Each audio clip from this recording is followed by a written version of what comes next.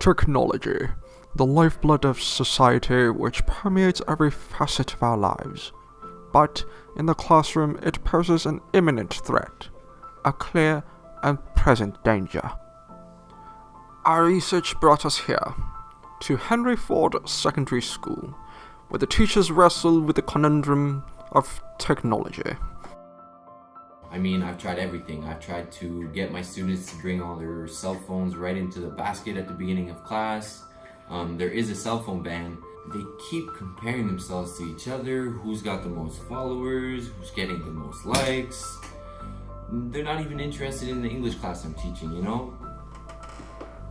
While the teacher struggles with this pedagogical quandary, the students of today are more than content with the inundation of content that accompanies the zenith of the digital age. Observe Dan, a prime specimen of today's students. His fixation on the 6-inch screen in front of him has brought about political arguments and parental concern in equal helpings.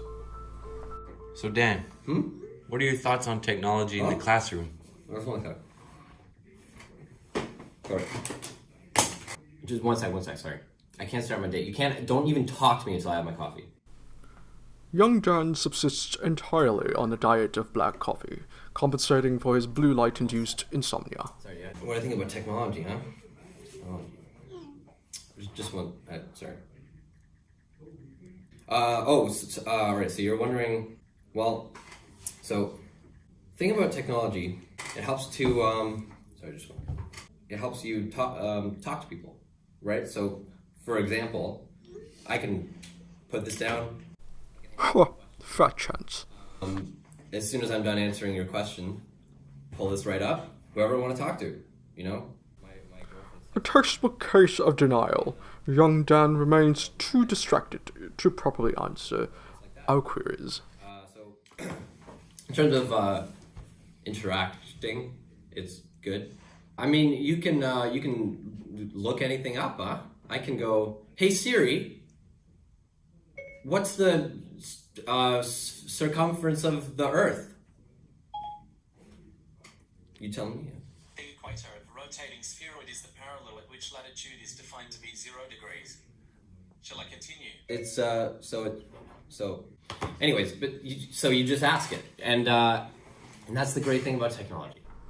Some may view Dan's unhindered use of technology, from social media to video games, as an alarming concern. Many, like Dan's mother, do, and quite vehemently, in fact. With cleaning your teeth? I don't know what it's called, but it's named after that. There's no catching up to this boy. He's everywhere. His mind racing. He playing Fortnite, I don't know.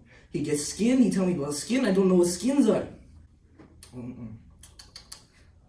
He on phone 24/7. He playing video game with friends. I try to stop him. I try to get him open textbook, learn. It does not work. I tell him, it's history of Russia, learn. Come on. I guess it's same in classroom. I would not like this. When Dan's perspective regarding social media and education is prompted, his mother's concerns are exemplified by his responses. I prefer online learning because I get to create my own skins. I get to customize my own character. If my character can floss, then you know I'm in it. I'm gonna be doing that all day long. I'm gonna go home, spend all night, stay up all night.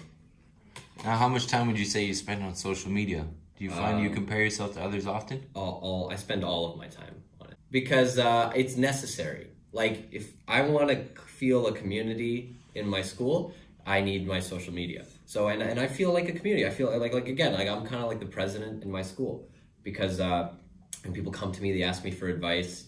They'll text me usually, or they'll send me a message on Instagram. But because I feel that way in my classroom, I feel much more engaged. You know, followers are like the new. That's what I thought of this the other day. Followers is the new, like money, like dollars. You know, like or cents, dollars. Yeah, it's like followers is the new dollars. Despite his teacher's most valiant efforts, whatever lies behind the screen of Dan's mobile remains the most fixating aspect of his life. But I mean, these kids, like, look at this. There's the proof right there. No. What? Are you sure, Dan? Uh, What's that I hear? What's that? I don't know. I'll deal with you later. Next question, please. I mean, sure, but it's good, right? I mean, he can use his phones and he communicates with all his classmates and his teachers and everyone else. Yet, some parents see value in the mass adoption of digital technology and frown upon its demonization. Creative usage of social media by today's youth have led to avenues never before explored by their forebears, many yielding unseen What benefits. do you think of technology in your son's classroom? It can't really do that much harm. I mean, you'll be pouring this much money into it. It has to be a good thing. Has to be. I invested in him. Yeah, I poured lots of dollars onto his little business, and I think it's really helped his confidence. Are you aware that your son got a 43 on his last essay on Fortnite dances? I think it's an absolute travesty that happened.